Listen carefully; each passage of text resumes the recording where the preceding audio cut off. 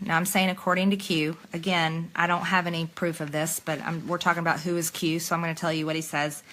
According to him, many in our government are actively worshiping Satan. That's Marjorie Taylor Greene, a far-right conspiracy theorist, a former CrossFit gym owner, and a Facebook status come to life. I'm Van Lathan, and this is the story of how House Representative Marjorie Taylor Greene went from supporting a theory claiming the government is filled with Satan-worshiping pedophiles to working alongside them.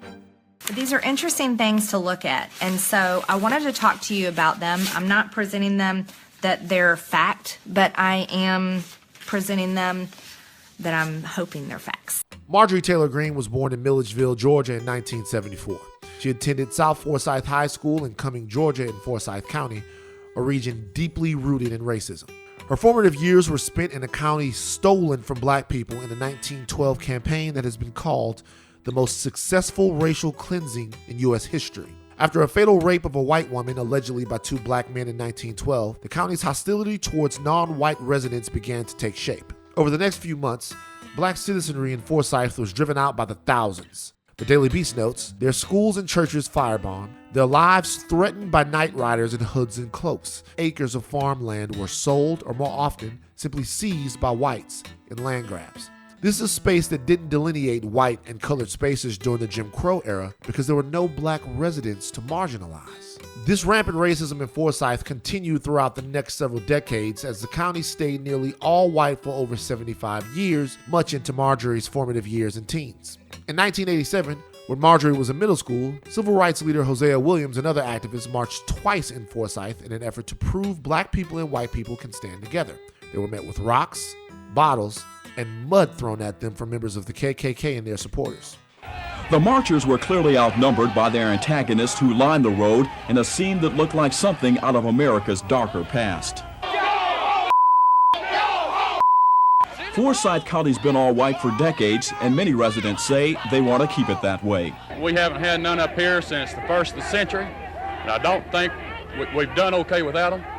And I don't believe we need them up here now. So was it the front row seat to Forsyth's rampant racism and growing up in an all-white community that explains Marjorie's penchant for incendiary, divisive rhetoric? The most mistreated group of people in the United States today are white males. They are blamed for everything. They're the scapegoat. Everything bad in America is because of white men. That's what you're told. That's what the media wants to tell you. That's what the Democrats want to tell you. They want to blame everything on white men because white men are bad and white men are racist and white men want to hold everybody down. They just want to be successful themselves. You know, it's not fair. White men are not the bad guys, everybody. They're not. So I'm going to stand up for them and say that. As Politico notes, in other videos, she directly compared Black Lives Matter activists to the neo-Nazis and Ku Klux Klan members who marched at a white nationalist rally in Charlottesville, Virginia, denouncing them all as idiots. And Greene forcefully rejected the notion that there are racial disparities in the U.S. or that skin color affects the quality of one's life. Guess what? Slavery is over, she said.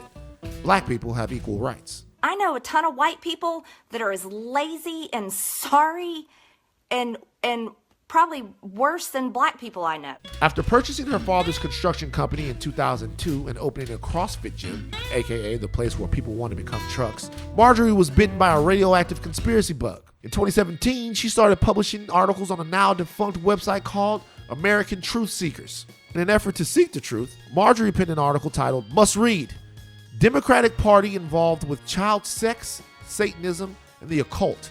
In another article, Marjorie praised QAnon, the bonkers right-wing conspiracy theory that claims Donald Trump, the guy who was friends with Jeffrey Epstein, is leading a secret war against Satan-worshiping pedophiles. Q is a patriot. We know that for sure. This isn't where Marjorie's outlandish theories end.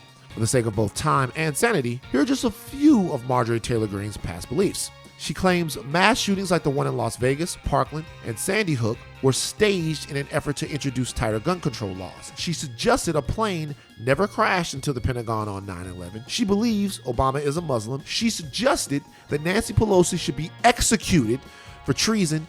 She suggested that in 2018, California's wildfires were caused by space lasers linked to a Jewish investment firm, and many more claims that seem insane at first glance and then still seem insane on second glance. So, with the bar to work in government currently on an elevator falling beneath the core of the earth, Marjorie decided her voice needed to be heard outside of the dark corners of the internet, like Facebook. So, she ran for a House seat and won. Marjorie represents Georgia's 14th congressional district, which has 700,000 residents, 85% of which are white. The New Yorker adds, 3/4 of the district's residents voted for Donald Trump in 2016, and more than 6,000 recently signed a petition to save a local statue of Nathan Bedford Forrest, the first Grand Wizard of the Ku Klux Klan. On Marjorie's first day in office, she wore a mask that read, "Trump won," even though he famously lost. On Biden's first full day in office, Marjorie filed articles of impeachment against the newly minted president for abuse of power, also known as taking office after being democratically elected by the people. But her past and also her present were catching up to her. On February 1st, House Democrats introduced a resolution to remove Marjorie from her 2 committee assignments, rendering her useless legislatively.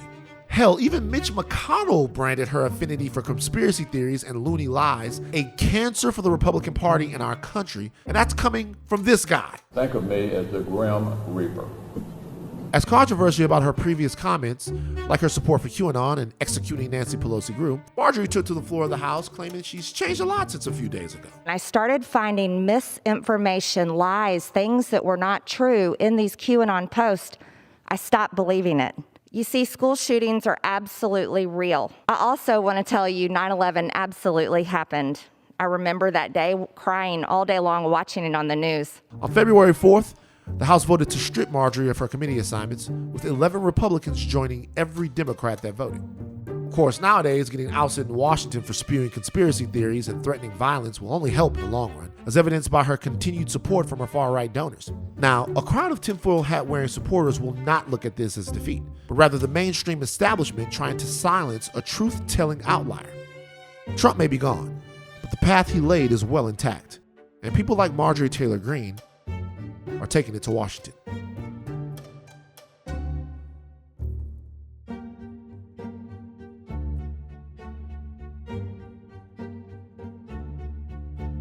Hey, thanks for watching Who Is. Did you know we have a podcast now too? On Who Is, the podcast, I'll dive deep into the fascinating lives of the people who run things, whose decisions impact every aspect of our lives. How did they get where they are today? And knowing that, what might they do next? From politicians to the ultra-rich, to military contractors and monarchs and media moguls, I'll introduce you to the reporters and experts who know these real-life world molders best. Sharp-eyed observers and confidants who observe our subjects as they make the decisions that define our everyday lives. To see more, hit the link or search Who Is on the iHeartRadio app or wherever you get your podcasts. And for more of the video series you know and love, be sure to check out the Snapchat versions and our series playlists on YouTube and Facebook.